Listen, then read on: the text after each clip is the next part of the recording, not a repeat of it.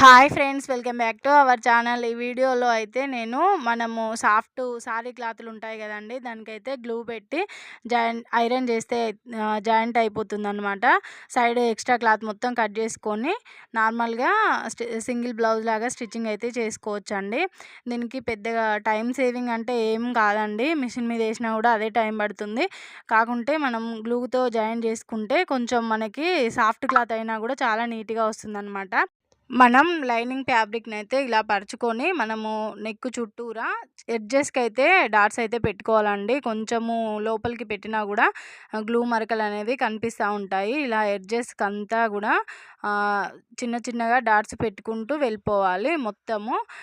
మొత్తం చివరికి పెట్టుకోవాలి ఎడ్జెస్‌కి పెట్టుకుంటే మనకి కుట్లలోకి వెళ్ళిపోతుందనమాట. నెక్కుకైనా, షోల్డర్ దగ్గరైనా, ఎక్కడైనా ఇలా పెట్టేసుకున్న తర్వాత మనము మెయిన్ ఫ్యాబ్రిక్ ఉంటుంది కదా, దాన్ని అనేది స్లోగా దీని మీదకి పరుచుకోవాలి.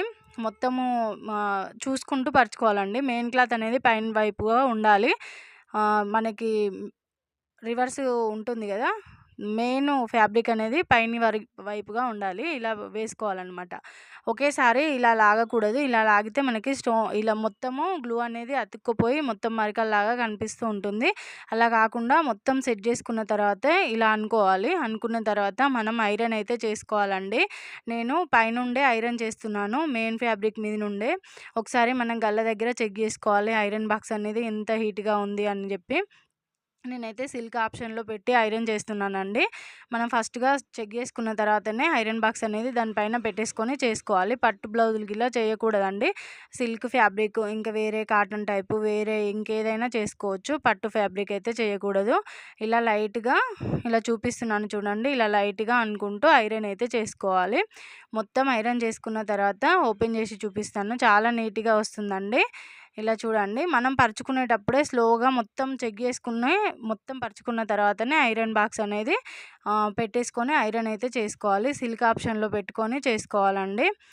మెయిన్ ఫ్యాబ్రిక్ మీద చేసుకుంటే మనకి నీట్గా వస్తుంది. లైనింగ్ ఫ్యాబ్రిక్ మీద చేసుకుంటే అంత నీట్గా రాదండి. ఇలా అయితే చేసుకున్న తర్వాత మొత్తము చూడండి ఒకసారి సాఫ్ట్గా వస్తుంది, ఎక్కడ ఉబ్బెత్తులు రాకుండా.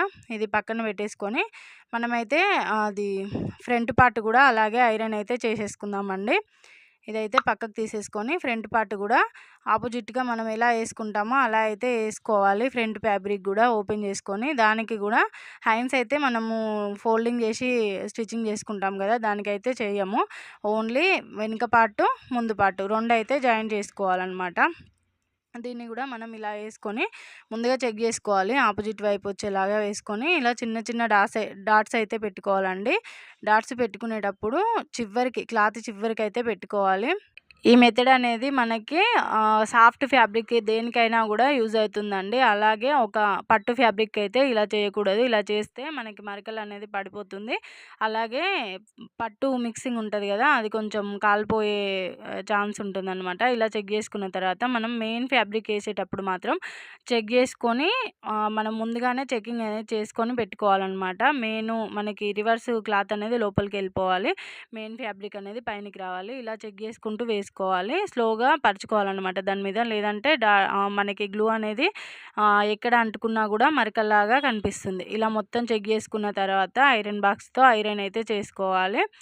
ఐరన్ చేసుకుంటే మనకి మొత్తం స్టిక్ అయిపోతుంది అనమాట. ఇలా ఐరన్ చేసేసుకుంటే మొత్తం స్టిక్ అయిపోతుంది. స్టిక్ అయిపోయిన తర్వాత మనం ఎక్స్ట్రా ఉన్న క్లాత్ మొత్తం కటింగ్ అయితే చేసుకోవచ్చు అండి.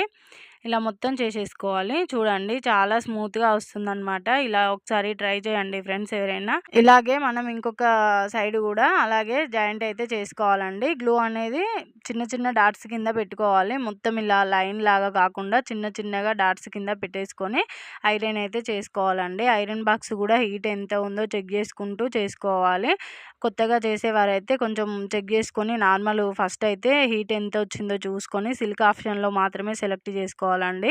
అలాగే ఫస్ట్ ఒక ఫ్యాబ్రిక్ క్లాత్ మీద సెట్ చేసుకున్న తర్వాత, లేదంటే మనకి ఎక్స్ట్రా క్లాత్ ఉంటుంది కదా నెక్ ఫ్యాబ్రిక్, అట్లా దాని మీద ఒకసారి పెట్టి చూసుకున్న తర్వాత ఓకే అనిపించినప్పుడు ఐరన్ చేసుకోవాలి. ఇది పరుచుకోవడం మాత్రము ఇలా నేను స్లోగా చూపిస్తున్నాను చూడండి. ఇలా పెట్టుకొని మనము ఒకేసారి ఇలా చేయితో రబ్ చేయకుండా నార్మల్గా మొత్తం సర్దుకున్న తర్వాత ఐరన్ బాక్స్తో అయితే ఐరన్ చేసుకోవాలండి.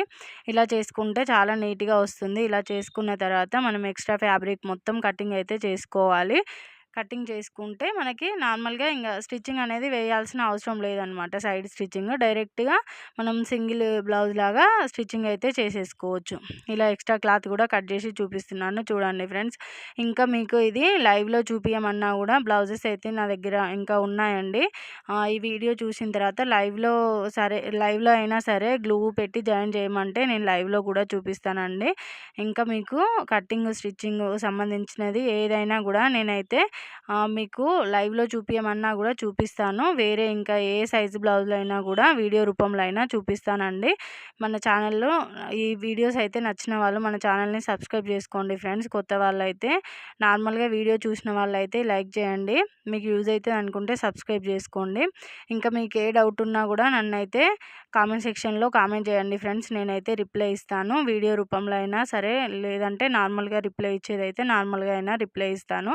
అలాగే మీకు ఏ మోడల్ డ్రెస్సెస్ అయినా సరే, బ్లౌజెస్ అయినా సరే స్టిచ్చింగ్తో సహా కస్టమైజేషన్తో కావాలి అనుకుంటే మీరు శారీస్ పంపించినా కూడా కస్టమైజేషన్ చేసి పంపిస్తానండి. దాని కాస్ట్ అదంతా మన ఛానల్లో అయితే వాట్సాప్ నెంబర్ అయితే ఉందండి. కావాలనుకున్న వాళ్ళు వాట్సాప్ నెంబర్కి కాంటాక్ట్ అవ్వండి. అలాగే శారీసు ప్రతి ఒక్కటైతే మన ఛానల్లో ఉన్నాయండి. ఎవరన్నా కొత్తగా చూస్తున్న వాళ్ళైతే మన ఛానల్లో హోమ్ పేజీలోకి వెళ్ళి అయితే ఒకసారి వీడియోస్ చెక్ చేయండి ఫ్రెండ్స్. మీకు అలా కావాలంటే కూడా నేను కస్టమైజేషన్ చేసి పంపిస్తానండి. ఇలా ఎక్స్ట్రా ఫ్యాబ్రిక్ మొత్తం కటింగ్ అయితే చేసుకోవాలి. ఈ మొత్తం చేసుకున్న తర్వాత చూడండి చాలా నీట్గా వస్తుంది. అలాగే ఫ్రంట్ పార్ట్ కూడా కటింగ్ అయితే చేసుకోవాలి. షేప్ బెల్ట్ అవన్నీ అయితే మిషన్ మీదనే స్టిచ్ చేసుకోవాలి. మిగతాయి కూడా జాయిన్ చేసేది ఉందండి. కావాలంటే నేను లైవ్లో చూపిస్తాను. వీడియో నచ్చితే లైక్ చేయండి ఫ్రెండ్స్. ఓకే అండి.